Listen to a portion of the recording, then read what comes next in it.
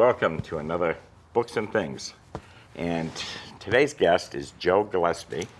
And Jo is an author. She lives in Oakdale with her husband and 7 grown children.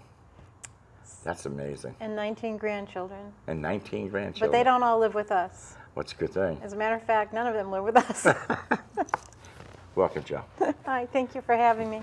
It's a pleasure. We've had you on before when you had your first book, which was When Revolution Calls. When Revolution Calls. Now, this is a new one, and we're going to discuss that in a minute. Okay. Jo is also a member of Kappa, Yeah.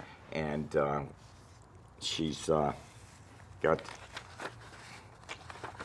we've got a book signing together in Colchester coming up. Yeah. And Jo has been a novelist now for how many years? I'm going to say 4.5 years.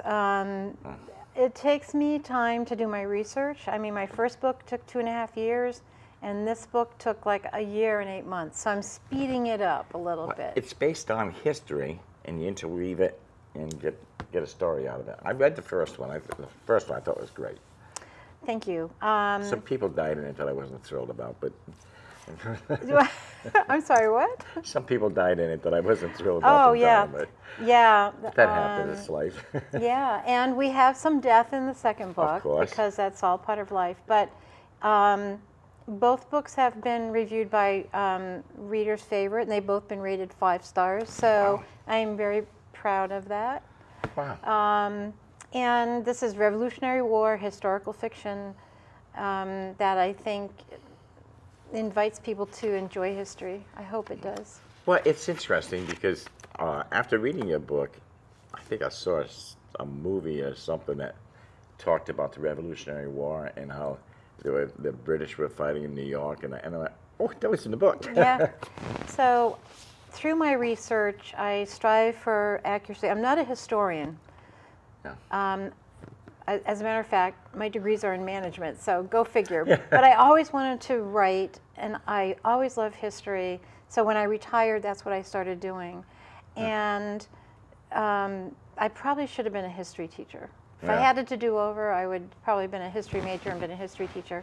So maybe I'm starting to teach through my books. I think I would too, because I love history. And my book is all history. That's right. That's right. Not old history, but my history. There's a television program on right now, and I think it's the American Movie Channel called Turn. Yes. And yes. I watch that religiously. Yeah. And there's a lot of spying going on in the Revolutionary War. George Washington had a whole network of spies, and one of my characters, the main character, Oliver Tewksbury, becomes a spy in this new novel. Okay. Yeah. Now, Oliver is the same guy from book 1. Mm-hmm. Yeah. All right. I'm trying to remember now. Was he the one that was lieutenant? Yes. Okay. But now in this book, he's a major. Oh. They got promoted a lot back during the Revolutionary War. Well, yeah, because people kept dying too quick. They needed all the good officers they could get. Yeah. Yeah. That's a shame. It's, when you think about the Revolutionary War and the number of Americans that were killed and in the Civil War, all these people killed right here. And that's... Right. I wonder, is that what this world is supposed to do, just kill each other? And just... That's a whole other subject. We're not going to get into that. But this book, this sequel picks up, this one was 1776 and went into 1777. The sequel picks up after that, and we're in Valley Forge. It's the winter of 1778, and the Continental Army is in Valley Forge, just 18 miles outside of Philadelphia, and the British are hunkered down in Philadelphia and just having a jolly old time, because that's what they did. And our troops were in Valley Forge, and they were really suffering. A lot of sacrifice that I hope people recognize in this book. And right around Memorial Day, when you think about that, and how much people sacrifice for us to have the freedoms that we have, and it goes right back to the Revolutionary War. Oh, yeah. Absolutely. And there's a book, I can't remember the name of it. It was written during, well, it was actually written a couple of years ago, but it was based on a young man in Mystic, 17 years old, 18 years old, joined the Civil War, joined the Union, and shipped him down south around New Orleans, I think. And he sent letters home to his mother. His mother sent letters back and forth, back and forth. And, but the stories that he was telling about what life was like in there, I mean, this is history. And he's already got it all written down. And when I write, that's what I strive to do. Yeah. My people who read my first book really are the ones who encouraged me to continue. And they would tell me that it made them feel like they were there. They could picture themselves in that space. Yeah, I did. So I try to write that way. Yeah. And I think this book is even more so. In this book, I introduce a new character. His picture is on the cover. Oh, yeah. He's a former slave. And so he joins the Continental Army. And he is befriended by the main character, Oliver Tewksbury. And he joins the Continental Army. And he's on his way to Valley Forge with them because he thinks he can get fed. Huh. And he gets there and there's no food. So the people were starving. And so it was a very tough time. There are good parts. There's a little bit of romance, although my books are not romance novels per se. I thought the first one had a little going there, but it just didn't quite connect. Yeah, well, Rebecca is the love interest of Oliver Tewksbury, and they pick up their relationship in book 2. Oh, good. Yeah, so you can get to follow that. Yeah, something to look forward to. Yeah, right. And you can do book 3. And now I'm starting my research on book 3, and I'm very excited about it because it's going to culminate with the burning of New London and the attack by Benedict Arnold on the Groton Heights, the Battle of Groton Heights. Yeah. So all my research will be local, and I think it's I'm hoping it's going to be my best book. Yeah. Of course, we always want to get better, right? Oh, absolutely. Right. And is that going to be a trilogy? No, actually. Oh, change their minds. It depends, you know. I have to, first of all, outlive my books. But it's going to become a generational series. So the characters that are young in these books in the Revolutionary War will become adults in a War of 1812. So the 4th book will delve into the War of 1812, which I know nothing about, and so I will have a tremendous amount of research to do, but it's a learning opportunity for me. And their great-grandchildren will be in Iraq. Right, yeah, right. Or maybe the Civil War, I don't know. I just keep going, and I find it very gratifying, especially when I get positive feedback from people. Well, I think, too, that once you write one book, the information that you've got in there, you've already researched. It's not that hard to go a little further and recall some of it and memories or whatever, and you become a master at the Revolutionary War. Well, I feel like I've learned a lot, but I think with the series, what's unique and wonderful about it is you get to know the characters, and it's like you know them, you know their family, you start to relate to them, and you want to know what happens to them, and so you follow their life, and you know it takes a long time to follow a person's life, but when you have a book, you can follow a life in 300 pages, right? And it's nice that you keep carrying some of the characters over, because I think that's what makes some of the books like James Patterson, you know, and Alex Cross. You know, as long as Alex Cross is in there and his buddies and whatever. But you already know some of the book when you start to read it. One of the other things that you just mentioned earlier that made me think of this is how different the times were then compared to now. Oh, yeah. Especially around communication. You were talking about this Civil War soldier who wrote back and forth. Yeah. So today we have information is instantaneous. You know, we tweet, we go on Facebook, news happens on the other side of the world, and we know about it right away. Our guys go off to fight in wars, and our gals go off to fight in wars, and they, you know, we can webcam with them, we can text them, we can call them on the phone. So not so back then. When your soldier went off to war, it could be 6 months to a year before you 6 months to a year, you didn't know if they were dead or if they were alive. Yeah. And when you met people, like in in this second book, there's, you have all the camp followers that are Valley Forge. And a lot of people don't know about camp followers, but spouses, siblings, prostitutes, Yeah. there were a whole group of people who followed the troops. And when they would disembark and go to someplace else, people would kind of dismantle camp, and some would leave and some would stay, and you never see those people again. Yeah. And you could not contact them again if you wanted to. You mentioned the media today and how quick things happen. Yesterday, I was sitting in the apartment and I hear sirens going by. There was a bunch of sirens. So I got on the internet. Yeah, what's going on? What's going on in Park Duck? I hear sirens going everywhere. Within 5 minutes, Yeah. I knew exactly where the fire Right. was. I even knew who the firemen were there and everything. 5 minutes. So if you were back in these times and you heard gunfire, or cannon fire 20 miles away, you would have no idea what it was. None. Yeah. Until somebody came riding by and said, "I'm Paul Revere." One light. Right. But you're right. There was no communication. The There- Indians had better communication than we did. Right, they did. Even because I started doing my research on the third book when Benedict Arnold attacked and burned New London. Yeah. They could, from Norwich, they could see a glow in the Really? sky from the burning of New London. Wow. And they sent alarms out to Lebanon. And so Lebanon militia started to respond, but it took them almost a day to get from Lebanon down to New London, and by then everything was burned. There was nothing they could do. It takes about half that long now to get to Lebanon. Yeah. So it's just getting your head wrapped around what it must have been like for those people then. Well, I can't imagine George Washington giving orders, and they don't get the orders for a day or two. That's right. But one interesting point, when information really did travel fast, was when they signed the Declaration of Independence Yeah. in 1776. Within 3 days, I mean, they had copies of it printed.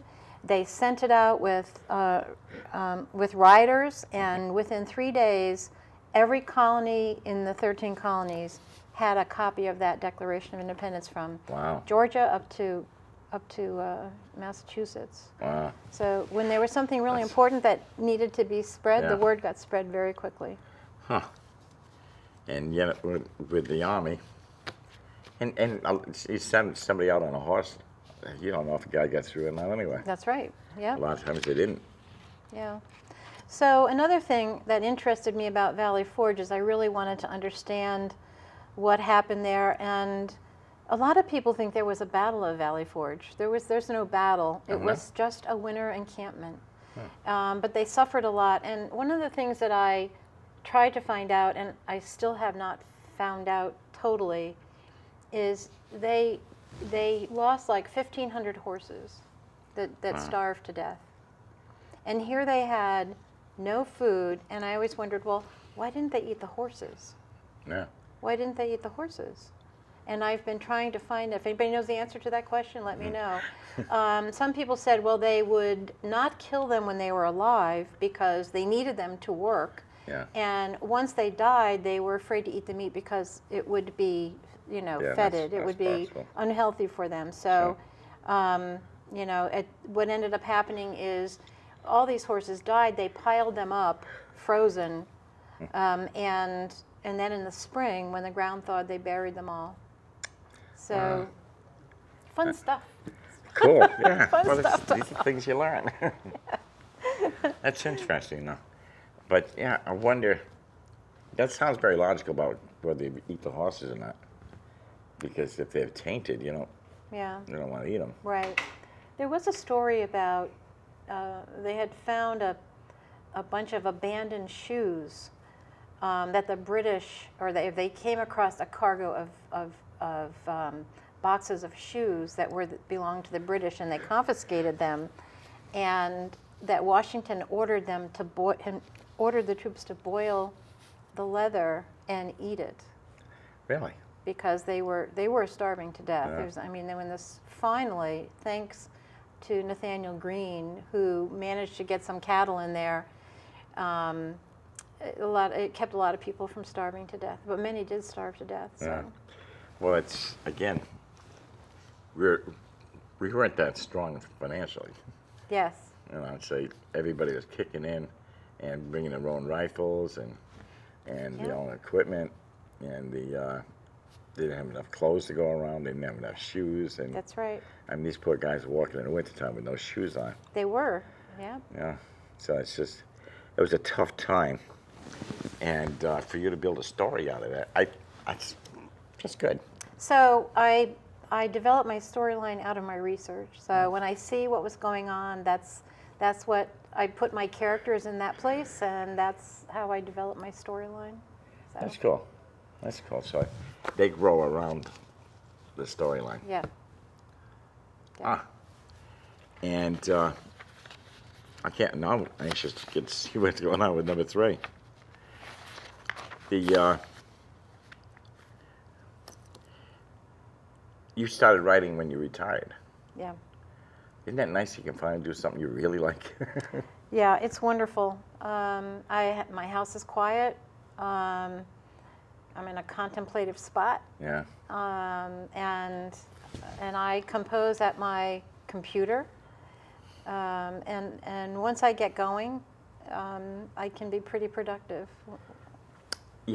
I have to be in the mood, and I want to write another book.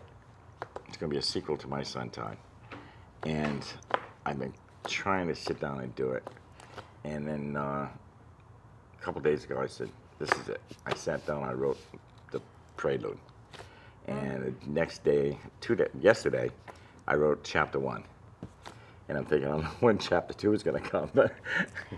Well, I need blocks of time. I don't know about you. And I think about my book, my storyline, and my characters a lot before I even sit down and write. You know, I've really given it a lot of thought. And I'm composing in my head.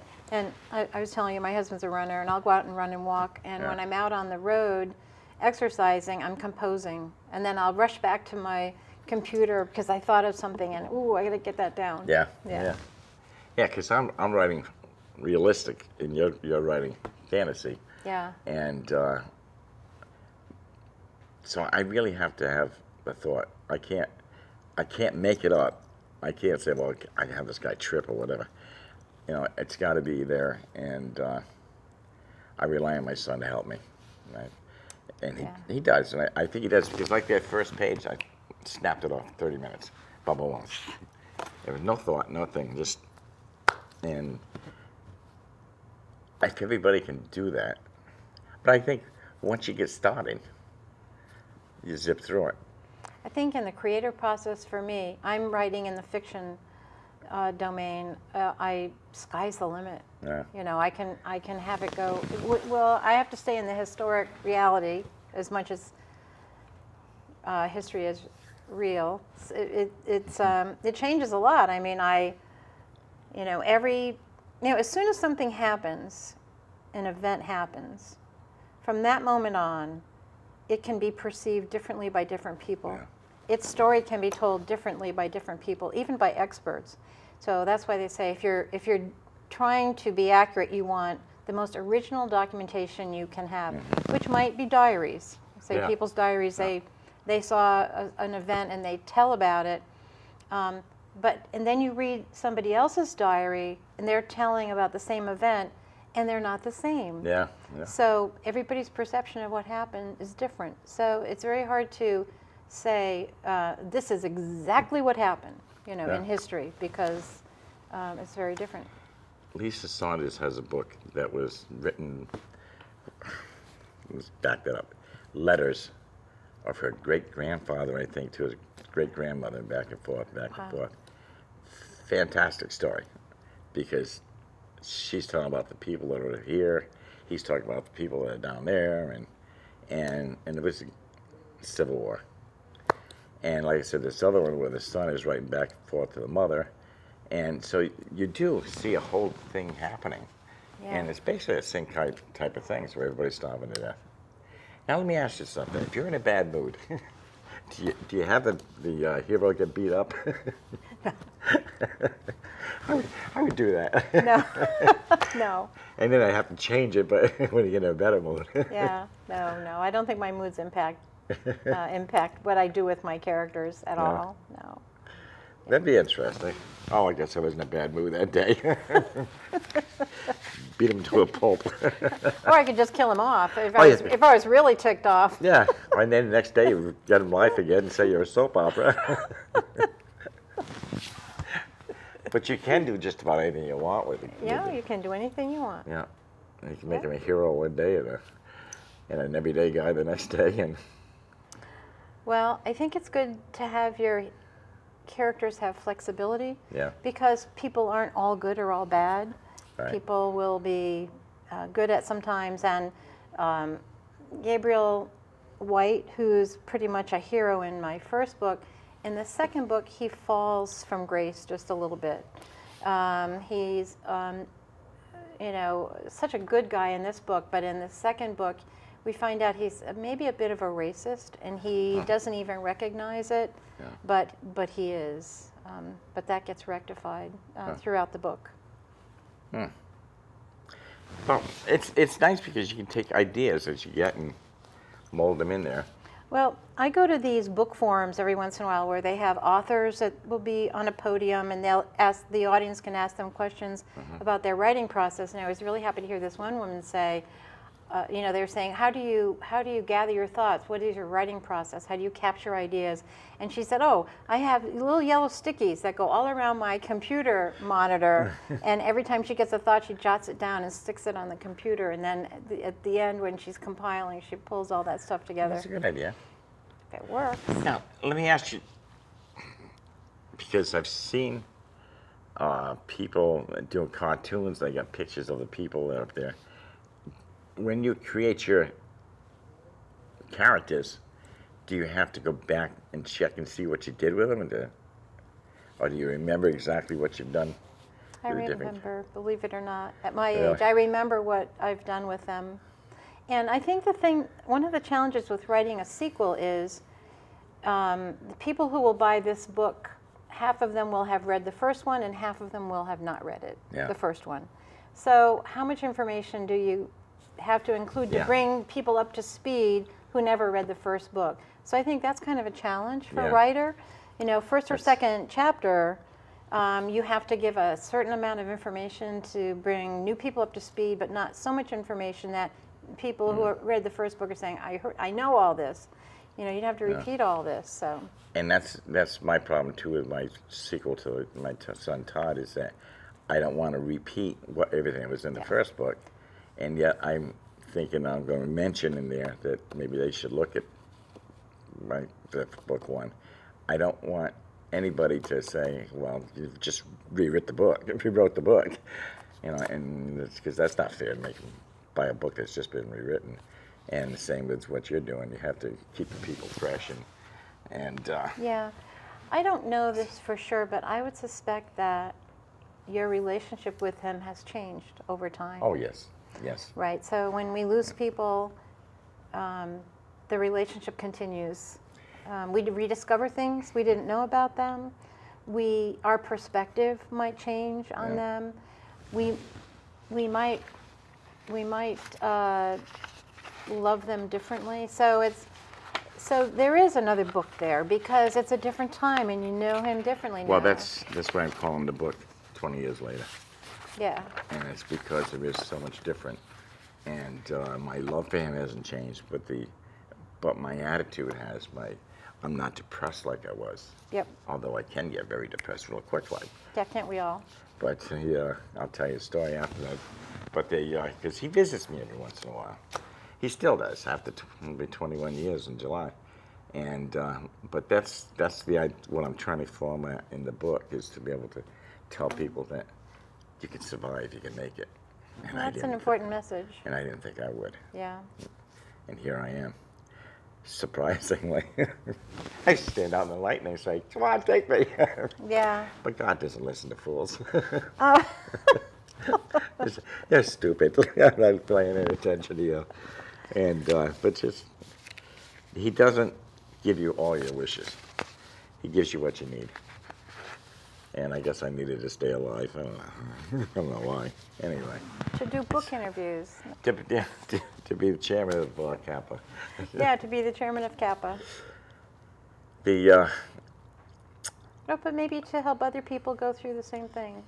that's what I Yeah. think, and that's why I want to write a second book, because the first book has been such a success that it has helped people, and I'm looking forward to reading that second book. Good. Because there is so much out there about history, but most of it's history, which is boring. It's when you take something like this and make it alive that it's all of a sudden, gee, that was a different, interesting thing. And I think of the Civil War with, wasn't Jimmy Stewart?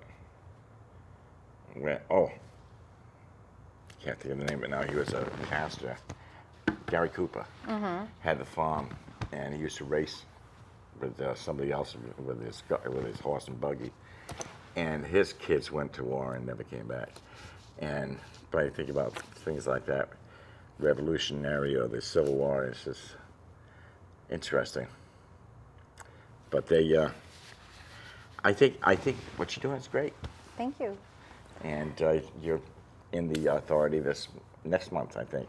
Right. And I also want to mention that my new book was just reviewed by Roger Zotti, who's a reviewer for The Resident Right. Newspaper in Mystic, and he gave me a really nice review.